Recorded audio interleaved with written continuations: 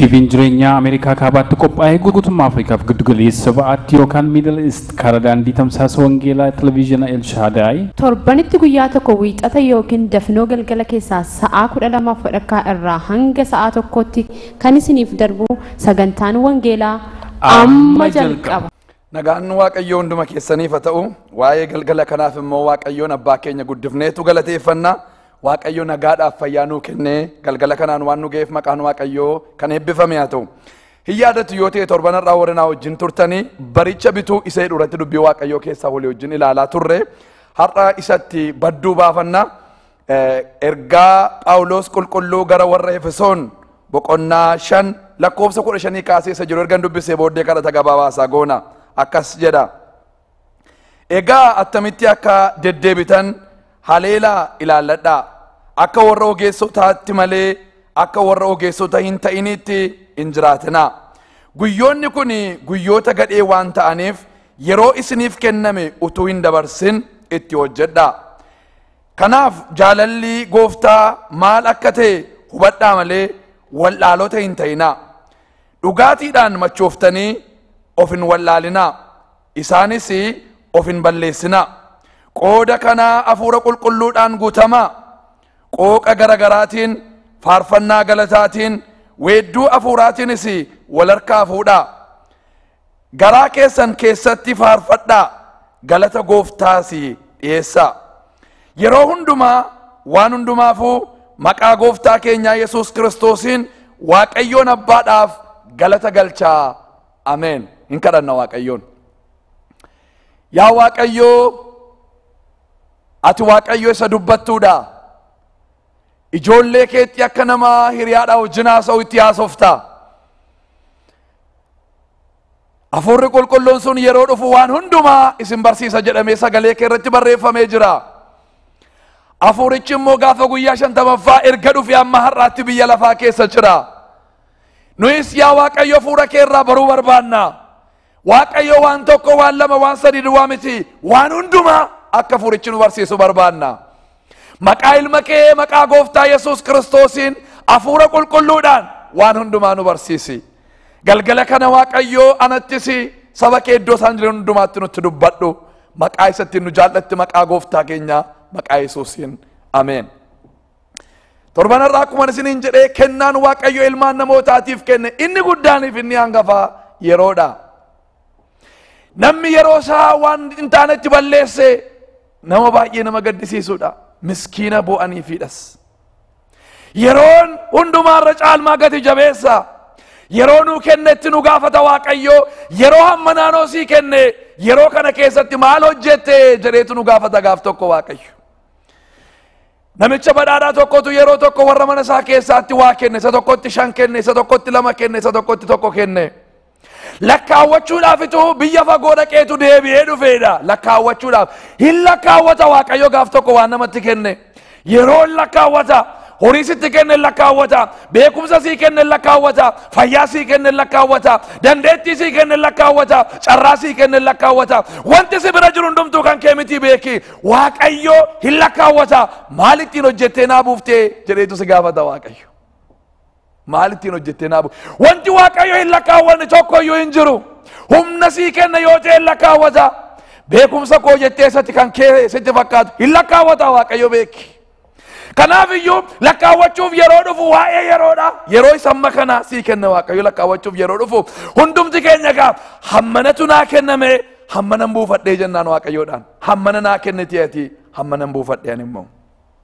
Kanaaf yeroo keessan hin balleessinaa waan hin taanetti saba Waaqayyoodha. Sodaa Waaqayyootiin isinitti himan. Yeroo Waaqayyo isinii kenne sana keessatti waan Waaqayyo barbaadu hojjedhaa. Guyyaa guutuu Waaqayyoon sodaadhu jedha sagaleen Waaqayyoodha. Guyyaa guutuu jechuun sekeendii isaatii wajjiniini. Guyyaa guutuu Waaqayyoon sodaadhu. Guyyicha Waaqayyootu sii kenne waan ta'eef yeroo nuu kenname keessatti Waaqayyoon sodaachuuf, yeroo nuu kenname keessatti Waaqayyoof hojjechuuf, yeroo nuu kenname keessatti Waaqayyoof dubbachuuf, yeroo nuu kenname keessatti Waaqayyoof kurkuruutu nurra jiraata. Yerichi kan Waaqayyoo waan ta'eef. Kanaaf baricha bitaa jedha sagaleen Waaqayyoodha.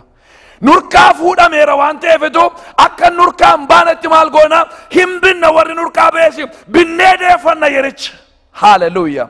Humna ittiin binnu qabnannis maqaa Gooftaa Yesus Kiristosiin. Maqaa Yesuusin jennee bara keenya isa hamaa fakkaatu binnee irra dhaabannee baricha keessatti yaada Waaqayyoo isa qajeelaa akka nu hojjennu barbaada Waaqayyo. Maqaan Waaqayyoo eebbifamu.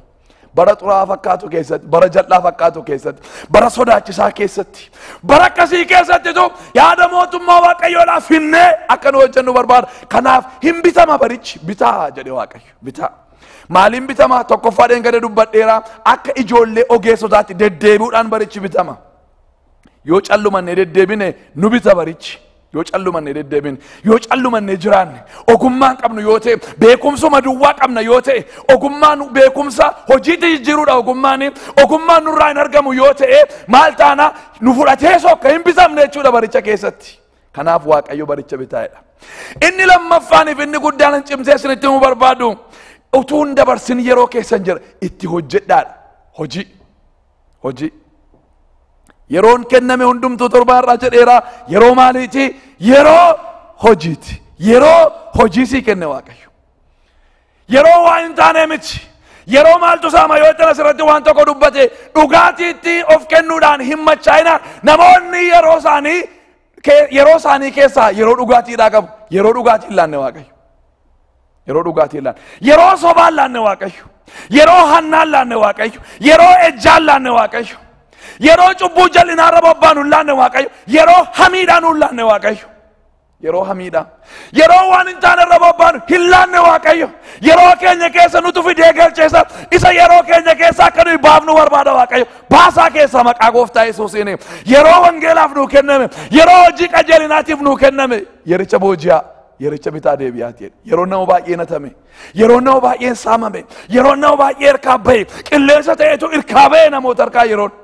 Kanaaf yeroo deeffadhaa jedhe Waaqayyo. Yeroo deeffadhaa yeroon isinii kenne deeffadhaa jedhe Waaqayyo. Maqaa Gooftaa Yesus Kiristosiin yeroon isiniif deebi'u. Yeroo booji'ame namni baay'een.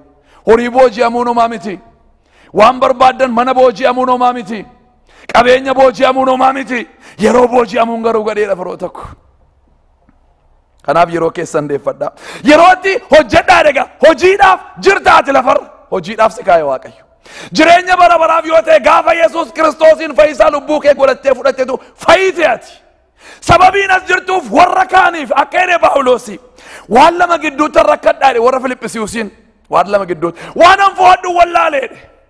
Waan qajeelaaf waan qajeelaan taane keessaa midiim kun Phaawulosin hin rakkisu. Waanuma qajeelaa lamaanuu inni tokko jedhe as turuu biyya lafaa kanarra turuu isin tajaajilu Kiristoositti isin guddisu. Deemu Gooftaa bira jiraachuu anaaf isa naa wayyaa jedhe. Anaaf isa naa wayyaa jedhe. Dorgommee keessa hin galuun nanaaf jedhe. Anatuun deemee dhaqee Gooftaa koo bira jiraadhe naa wayyaa naa jedhe. Garuu yoon as jiraadhe isiniif wayyaa jedhe. As jiraachuun koo bu'aa keessaniif jedhe. Jireenya isaasii raawwadheeraani. Anasii jireenya qabu anaachi naa wayyaa. Yoon as jiraadhe garuu isiniif jedhe. Hojiin isinii hojjedhaa jechuusaati. Wangeela isinitti lallabaa jechuusaati. Gooftaatti isin guddisaa jechuusaati Phaawulos. Hojiidhaaf akka jiru jala muree beekeera Phaawulos. Macaafa seera uumamaa boqonnaa 2 lakkoofsa 4 walakkaatti citeetu 5 wajjin wal qabateetu jira akka jedha. Yeroo Waaqayyoo lafa bantiiwwan Waaqaa uume namni laficha irratti hojii hojjetu waan hin turreef Waaqayyo Gooftaan amma illee bokkaa hin roobsine. Uuxiin bakkeetti argamu lafa irra hin turre jedha. Yeroo Waaqayyo lafaaf bantii Waaqaa uume namni lafa irratti hojjetu waan hin turreef Waaqayyo maal hin goonedha? Bokkaa roobsineedha. Uuxiinis biqilaan garagaraas lafa irratti hin biqilleedha. Maaliif hin biqillee bokkaatu hin roobne? Maaliif bokkaan hin roobne? Nama lafa irratti hojjetutu hin jiru sababa ta'eef utuu namni hojjetu dhufin Waaqayyo bokkaa roobsu. Qotee bulaan keenya yeroo baay'ee lafa qotuudhaaf yookaan midhaan facaasuudhaaf bokkaa eega bokkaasa jalqaba arfaasaa isa jennu. Bokkaa arfaasaa yeroo argu kaasee lafa qulleessu jalqaba. Yoo bokkaasa hin argu ta'e garoo bokkaa argutti hin taa'a. Waaqayyo garoo akka kanatti hojjedhu an jedhe bokkaan jedhe namni yeroo hojiidhaaf qophaa'ee jedhu tani bokkaa koo gadhiisaan jedhe. Maqaan Waaqayyoodhaa galateeffamu. Yeroo baay'ee waa hojjechuudhaaf wanti nuyi dura eenyumaan ni horiidha. Yoon horii argadhe kanan jalqabaan. Yoon horii argadhe kanan godhaan. hin hojjetu Waaqayyo mokkeettiin. Waaqayyo duraan dursa qophee keenya barbaada. Qophoofnee akeeka baafnee hojiidhaaf sagantaa baafnee kanan hojjedha Waaqayyo gaafa nu jennu Waaqayyo waaqarraa bokkaa roobsa. Haleluuyaa. Hojichaaf waan barbaachisu hundumaa gadhiisa. Namatu barbaachisa yoo ta'e, meeshooleetu barbaachisa yoo ta'e, horiitu barbaachisa yoo ta'e, waan barbaachisu hundumaa qixa hundumaatiin gadhiisa Waaqayyo yoom gaafa nu hojiidhaaf qophoofnee kaanu. Kanaaf Waaqayyo bokkaa roobsuudhaaf yookaan immoo wanta hojichaaf barbaachisu gadhiisuudhaaf si eegaa jira. Ka'uu kee eegaa jira. Kayyaa nama hojii. Yeroo naqee bara 2004 dhaqee Keeniyaarra tureen Awustiraaliyaa gaafa naqee gahu akkas jedheen Waaqayyoodhaan yaa Waaqayyo biyya Afrikaa biyya hojii hin qabne keessaan dhufe amma kun Awustiraaliyaan jira Awustiraaliyaan hojiidhaan guutuudha. Egaa hojii naa kenni jedheen Waaqayyoon kadhadhe. Namni ammoo beekumsa isaa kadhata waan ta'eef hammuma lafaan geettan kadhadhean. Yeroo sana fuudhee qulqulluun dhufe hin dogoggortee dhala koonaan jedhe. Maal hojii isa kadhachuun dogoggoraa Waaqayyoon jedheen. Hojiin Awustiraaliyaa keessa hin jiru jedhe. Eessa rareen jedheen Waaqayyoodhaan. Hojiin si keessa jiraanaan jedhe Waaqayyo. Hojiin si keessa raa jedhe. Edaanatu hojii baatee deema. Hojiin isin keessa jira jirana. Hojiin Awustiraaliyaan jiru, hojiin Ameerikaan jiru, hojiin Awurooppaan jiru. Maaliifitu biyyoonni kun hojii baay'inaan qabaatarree yoo jenne namoota biyya sana keessa jirutu hojii isaan keessa Waaqayyo kaayitu of keessaa baasani. Nuyi maaliif naannoo keenya hojii bal'inaan dhabne yoo jenne namoota nu gidduu jiraannutu namoota naannoo keenya jiraatantu nu wajjiniin hojii Waaqayyo isaan keessa kaayitu of keessaa baasuu dadhabani. Har'a hojiin eessa jira yoo naan jette hojiin si keessa jira. Haleluuyaa. Si keessa jira hojiin. Waaqayyo yeroo si uume hojii si keessa kaayetu biyya lafaatti si erge. Si keessa hojii amma ammaatti hojjetamintu jira. Haleluuyaa. Hojii haaraa. Warshaa haaraa. Yaada haaraatu jira si keessa. Isa amma ammaatti namni keessa galeen hojjenne. Isa amma ammaatti namni hin argine. Isa amma ammaatti namni bira hin geenye. Hojii gurguddaatu si keessa jira. Hojiin si keessa akka bahutu barbaada Waaqayyo. Hojiin si keessa akka bahu barbaada. Egaa bara bituun akkamitti yoo jettani hojii Waaqayyo nama keessa of keessaa baasanii baricha keessatti hojjechuudhaanitu barri sun humna dhaba. Maqaan isaa bara baraan kan eebbifame haa ta'u. Seexanni wanti inni nu barbaadu yoo jiraate yeroo keenya akkasumaan akka nuyi dabarsinuudha. Yeroo keenya dabarsinee jennaan horii amma barbaadan yoo qabaatan dhimma isaa miti. Horii amma barbaadan yoo qabaatan ulfina amma barbaadan yoo qabaatan dhimma seexanaa miti. Jireenya barbaadan yoo jiraatan dhimma isaa miti. Yeroo keessanitti akkasin dhimma hin baane barbaadan. Karaattiin yeroo isin hirkaa gatu barbaada. Karaattiin yeroo isin hirkaa gatu. Karaattiin yeroo Waaqayyoo keessaa isin baasu barbaada. Yerootti Waaqayyo inni karooreef inni saganteessi akka hin hojjetamne duwwaadha seexanni kan inni barbaadu. Kanaaf yeroo hirkaa baafadhu. Yeroo hirkaa baafadhu. Yeroo maaliin hirkaa baafattaa ogummaadhaan deddeebi'uudhaani hojii Waaqayyo si keessa kaa'ee hojjechuudhaani. Nadi baanaan macaafa qulqulluudhaan Iyyaasuudhaan akka jedhe Waaqayyo macaafa Iyyaasuu keessatti yoo ilaaltan yaa Iyyaasuu jedhe ati amma hin dulloomte jedhe biyyiin qabatamin garuu baay'eetu jira jedhe. Yaa Iyyaasuun dulloomte na jalaa jedhe. Ilaala Iyyaasuun hojii guddaa hojjeteera. Israa'el Kana'aanii ba'anii hamma Israa'el Gibxii ba'anii hamma isaan Kana'aan ga'anitti waggaa 40 guutuu Musee jalatti Museetu tajaajiluutu waggaa 40 jiraate lafa onaa irratti. Yeroo Israa'eloonni dadhabanii karaa irratti kufanii Iyyaasuun nama hamma dhumaatti Waaqayyo nama ni deemedha Iyyaasuun. Iyyaasuun nama galaana Yordaanosiin kutee Israa'elin ceesiseedha. Iyyaasuun nama dargaggoota karaa irratti dhalatan sana nama dhanna qabeedha. Iyyaasuun nama masaraa Yerikoo jiksee kana Israa'elootatti galcheedha. Iyyaasuun Israa'eloota biyya dhaala isaaniitiin kan geedha Iyyaasuun. Iyyaasuun mootota gurguddaa 31 dura dhaabatee isaan nama rukuteedha Iyyaasuun. Iyyaasuun nama aduu dhaabeedha. Aduun isa dhaabbattu lafi isa dhaabbatu waa tokko garuu dhaabateedha. Nama amantii nama akkasiiti Iyyaasuun hojii gurguddaa hojjeteera Iyyaasuun. Haa ta'u malee hin finne Iyyaasuun hin finne. Utuun fixin dulloome Iyyaasuun utuun fixin dadhabe Iyyaasuun wanta Waaqayyo karaa Iyyaasuu hojjechuu barbaadu hojjetamee hin dhumne. Baay'ina hojii keenyaa miti amma dhumuutu irra jiraata. Dhumuutu xinnoo siifa kennuu fixi guddaa siifa kennuu fixi yerootti dhumuutu irra jiraata. Utuu nuyi dulloomnee dadhabin utuu yeroon keenya ga'ee biyya lafaa kana keessaa hin fudhatamin hojiin Waaqayyo si keessa kaa'e dhumuutu irra jiraata. Akka jedhe Waaqayyo hin dulloomte. Baay'ee hojjetteettaan jenne hojii Iyyaasuu dagate miti Waaqayyo. Hojii baay'ee keessa gashe malee Iyyaasuu keessa hojii baay'ee waan kaa'eef hojiin kun immoo yeroo dhumatti hojjetamanii xumuramuutu irra ture jedhee eegaa ture Waaqayyo. Inni garuu biyyi qabatamuun irra jiraatu karaa Iyyaasuudha. maal nama biraan qabu qaba rakkina namaan qabu Waaqayyo suma duwwaadhaafitu hojii si keessa naqe miti karaa kee hojjetamuutu irra jiraata malee ulfina keetiif jedheeti Waaqayyo kan naa godhe kanaaf kayyoo hojjedhu hojii waan nama dinqu keessaa Phaawulos waan an foodhu wallaale inni jedhee warra Filiphisiisiif barreessu Ximootiyoosiin immoo akka jedhe yaa Ximootiyoos ilma koo jedhe amma yeroon dhibaafamuu koo ga'eera jedhe amma nan deemaa jedhe nan raawwadhe hojii isa biyya lafaarra amantii eegeera jedhe kaachuu koo hundumaa immoo kaachuu sana immoo fixeera jedhe nan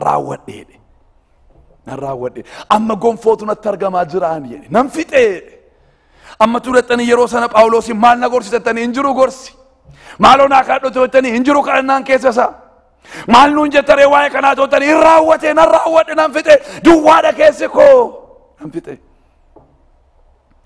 ofiisaa duwwaa godheedha miti waa'ee Yesus Kiristoos waggaa 33 walakkaa biyya lafaarra jiraate waa'ee dheerina waggaa jiraachuu miti nama tokkoof umurii dheeraa jiraachuun eebba fakkaata dhugaadhuma immoo Macaafa Qulqulluun eebbadha garuu baay'ina umurii jiraachuu miti dhoksaansaa umurii jiraatan keessatti yaadicha tajaajiluudha umurii jiraata waggaa 33 walakkaa jiraate waggaa 30 qophaa'urra ture waggaa 3 walakkaa duwwaa tajaajile waggaa 3 walakkaatti hojii mootummaadhaa isa kana bal'atu Yesuus fixeetu fannoo ol ba'ee nan raawwadhe haleluuyaa nan raawwadhe duwwaa ture keessa isaa gaafa sana hin fixe waan dubbatu dubbatee waan barsiisu barsiisee waan jedhu jedhee waa'ee keenyaaf fannifamuun isarra jiraatu hundumaa fannifamee raawwate anaa waan na dinqu keessa magaalaadhaaf baadiyaa Israa'eliin hundumaa waliin geeffite waggaa 3 walakkaa keessatti biyyinni nan hin turre karaan irra dabarre hin turre lafinni diraqee wangeela lallabne wangeela barsiifne hin turre hin fixe Israa'el xinnoo yoo taate iyyuu biyyattiin namni tokko keessa naanna'ee tajaajilaaf deemuun salphaa miti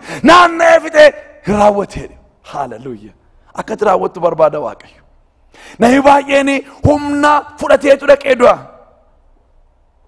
Dr. Myers Munuru akka jedhe kitaaba isaa baay'een dubbisuu jaalladhaan akka kana jedhe awwaalli iddoo badhaadhaadha jedhe badhaadhummaan eessatti jira jettanii yoo na gaafattanii albuudii keessaa kan ba'u South Africa miti jedhe biyya gaaziin akka bishaanii keessaa ol danfu biyya Arabaas miti jedhe biyyoota baay'ee maqaa dha'ee kanas miti jedhe iddoo awwaalaati jedhe namni baay'een humna isaa fudhateetu du'e jedheetu dubbata humna fudhatee du'e ayyaana isaa kenname wajjin namni baay'een awwaalame aayidiyaa haaraa wajjin namni baay'een awwaalame warshaa baay'ee fudhatee awwaalame namni jedhe kitaaba barreeffamiin baay'ee fudhatee awwaalame faarfannaa baay'ee fudhatee awwaalame maaloo jarana guyyaan du'aa nama hundumaatiif jira guyyaan biyya lafaarraa deemuu nama hundumaatiif jira ayyaana si keessa fuutee iddoo awwaalaan naqin namichi inni tokko kennameef hin awwaale dhaqee hin awwaale sodaadhin awwaale ilaa kunooti jedhe hin banne harkatti jedhe moofaadhaan maree awwaale hin sibiilofne kanaafu hin sibiilofne jira kunoo kan kee iyaan koon sirraa barbaada maale iddoon kaa'u dhabee sitti kennadheer naa kaayiidhaaf ittiin hojjedhuu dhawoti maali jedhe Gooftaan ittiin hojjedhuu dhawoti naa kaayiidhaaf miti akkuma namichichi awwaaletu yeroo fuunee iddoo awwaalaa deemnu dhannee yeroo wanticha wajjin duunu hin awwaalame jechuudha wantichi hin awwaalame akka awwaalamuun barbaadu hundumti isaa hojjetamee dhumuutu irra jiraata wanti Waaqayyo si keessa kaa'e hundumti isaa meeqaayitu hojjetamuutu irra jiraata yoonaan jettanii hundumti isaa hojjetamee dhumuutu irra jiraata sadaffaa irratti akka jedhe Phaawulos daadhiidhaan miti hafuura Waaqayyootiin guutamaa jedhe attamitti baricha binna yoo ittiin hafuurri Waaqayyoodhaan yoo nu guute qodaa hir'uu abbaalletu waan itti naqa hir'uudha waan ta'eef yoo itti naqa inuma fudhata sagaariis yoo itti naqxani fudhata sagadees yoo itti naqxani guutuudha yoo ta'e garuu yoo itti nammeeyyuu irra dhangalaa malee keessa lixu sababiin isaa guutuudha sababa ta'eef guutamaa jedhe hamma nuyi guutamnutti kenna Waaqayyo hafuura qulqulluu maqaan Waaqayyo bara baraan kan eebbifame haa ta'u barri nuyi keessa jiraannu bara hafuura qulqulluuti firoota ko bara hafuura qulqulluuti hafuura qulqulluun guutamtaniitu jedhee gaafata ture Phaawulos iddoo dhaqu jarreen tokko maal nuyi hafuurri qulqulluun akkuma jiru hin dhageenye nuyi maal cuubamtarree nuyi cuuphaa Yohaannis cuubamne kaa cuuphaa Yohaannis isin barbaachisa hafuurri qulqulluun isin barbaachisa jedhee harkarra keenyaan hafuura qulqulluudhaan hundumti isaanii guutamanii hafuuraan guutamaa hafuuraan guutamuun waan si'a tokkoo miti afaanuma haaraa sobneef hin ga'eegaa jenna miti hafuuraan guutamuun yeroo hundumaati ganama Waaqayyo hafuura keetiin na guuti guyyaa hafuura keetiin na guuti galgala hafuura keetiin na guuti guutamuun yeroo hundumaati akka nuyi machoofnu barbaada. Namni machaa'u waan barbaadu hin dubbatu. Namni machaa'u karaa barbaadu irra hin deemu hin gatantara ofiisaa dhowwuu dadhaba. Gaafa machoofnu of keessaa baaneetu yaada Waaqayyoo keessa galla. Gaafa machoofnu karaa keenya dhiibnee karaa Waaqayyoo keessa galla. Gaafa machoofnu haasaa keenya dhiibnee haasaa Waaqayyoo jalqabna. Akka nu machoofnu barbaada Waaqayyo.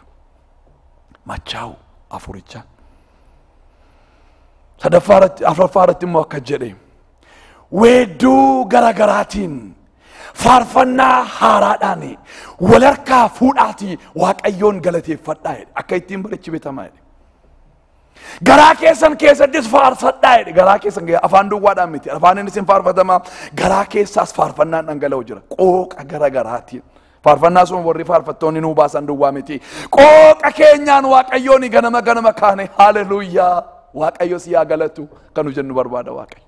Yeroo hundumaa galanni gargar hin cinne afaan keenya irraa akka yaa'u barbaada. Yeroo sana barichi nu jalatti gadi bitamaa deema. Cabaa deema humni isaa hin dadhaba.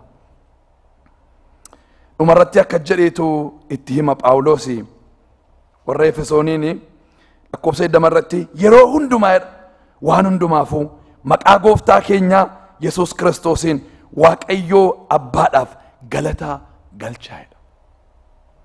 Yeroo hundumaa waa'ee waan meeqaa waa'ee waan hundumaa Waaqayyoon abbaadhaaf maal godhaa galata galchaafidha. Yoom ganama guyyaa yeroo hundumaa jedha sagaleen Waaqayyoodha. Yeroo nuyi jiraannu as lafarra teenyee galata Waaqayyoodhaaf ol waaqarratti kennuutu nurra jiraata. Galanni Waaqayyoodhaaf baay'eedha waaqarra kumaatamii warri kumaatama jedhaman. lakkoofsa isaanii waan wallaalee fi Yohaannis mul'ataan yeroo arge lakkoofsa isaanii wallaale kun kumaatama ta'u jedhe kumaatama warri kumaatami suni utuu gargar hin kutin halkan guyyaa wanti jedhamu hin jiru waaqarra sababiin isaa aduu gararraa jiraatu waan ta'eef aduu gararraa nusi aduu gararraa gaafa jiraannu halkaniif guyyaan jireenya keenya irratti waliin geeddaramu barri keenya hin lakkaa'amu aduu jala waan jiraannuuf barri keenya lakkaa'ama. Iddootti barri nuun lakkaa'amne keessa galuudhaaf jirra. Iddoo barri lakkaa'amu kana keessatti garuu yaada Waaqayyoodha akka nu hojjennu barbaada. Warri gararraa aduu gararraa jiraatan egaa utuu gargar hin kutinitu galata kennu Waaqayyoodhaaf galata sachirraa qaba Waaqayyo guutu. Rakkina galataa qabaate miti. Galati keenya immoo dhaqee waa godhaaf miti. Waa godhaaf miti. Garuu akka nuyi lafa kanarraas galati akka olaaruu barbaada Waaqayyo. Waaqarraa duwwaatu hin taane gochaan guddaan warra lafarraatiif waan godhameef Waaqayyo guddaa warra lafarraa waan jaallateef warra lafarraa namoota ofitti fakkeessee Waaqayyo waan uumeef kan ergamootaa caalaa aarsaa galataa kan namootaa barbaada. Kanaaf iyyuu yeroo hundumaa jedha sagaleen Waaqayyoodha. Yeroo hundumaa waa'ee waan hundumaa yeroo sitti tolus yeroo sitti hin tolles waa'ee isa sitti toles waa'ee isa sitti hin tolles waa'ee isa guutees waa'ee isa hir'atees waa'ee isa dhangala'ees waa'ee isa dhangala'anees waa'ee waan hundumaa haaleluyyaa akka nuyi galateeffannu barbaada Waaqayyo. Yeroo sana barichi nu jalatti gad jedha. Egaa akka ogeessotaatti deddeebi'uudhaan bitama. Egaa hojiidhaan bitama. Egaa hafuura qulqulluudhaan guutamuudhaan bitama. Egaa guyyaa hundumaa weedduu dhiyeessuudhaan akkasumas immoo galata Waaqayyoof aarsuudhaan bitama. Ka'ii baricha biti siin jedha Waaqayyo. Ka'ii baricha biti. Yaa isa raftuu ka'ii jedha Phaawulos yeroo jalqabuuf warra Efesoon kanaaf boqonnaadhuma 5 lakkoofsa 13 irra. Ka'ii du'a keessaa jedheetu dubbata. Kanaaf ka'a hojiidhaaf ka'a. Ka'a galataaf ka'a. Ka'a akka ogeessotaatti deddeebi'uudhaaf ka'a. Ka'a galata guutuu Waaqayyoodhaaf dhiyeessuudhaaf ka'a. Namoota hojii kaasuu barbaada Waaqayyoon kadhanna Waaqayyoon. Galanni siif haa ta'u dubbii kee dhowwaa malee gara keenya dhufeef maqaan kee haa galateeffamu. Amma immoo warra dubbii kee kana dhagaan hunduma isaanii maqaa Yesus Kiristosiin hojiidhaan hidhachiiftee kaasuun jaalala kee haa ta'u.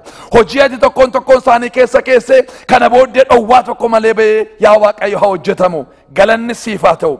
Namoonni Gooftaa Yesuusin hin beekne yoo jiraattanii har'a garuu hojiin akkana keessa yeroo sanatti mee Gooftaa kana duukaa bu'uun barbaada. Inni jireenya koo geeddaree hojiina keessa arguun barbaada. Ija koo akkanaa banuun barbaada. Namoonni ittan kadhata kanaa wajjin kadhadhaa. Yaa Waaqayyo galanni siif haa ta'u. Har'a gara kee dhufeeraa na simadhu. Cubbuu koo hundumaarraa dhiqina qulqulleessi. Maqaa koo mazgaba jireenyaa irratti barreessi. Maqaa Gooftaa Yesuusiin. Ameen. Namoonni kadhata kana kadhatanii waldoota naannoo keessan jirtu barbaadaati dhaqaa. Gooftaa Yesuusiin akka fayyisaa lubbuu keessanii godhatanii fudhatanii itti himaa. Nuuf immoo iskiriinii keessan irratti isaa agartan iimeeyil adreesii keenyaan nu barreessaa. Gorsa isin barbaachisu ni kennina. Waaqayyo isin haa eebbisu. Torban nagaa qabaadhaa. Torbaan irraa deebinee TV jireenyaa irratti wal agarra.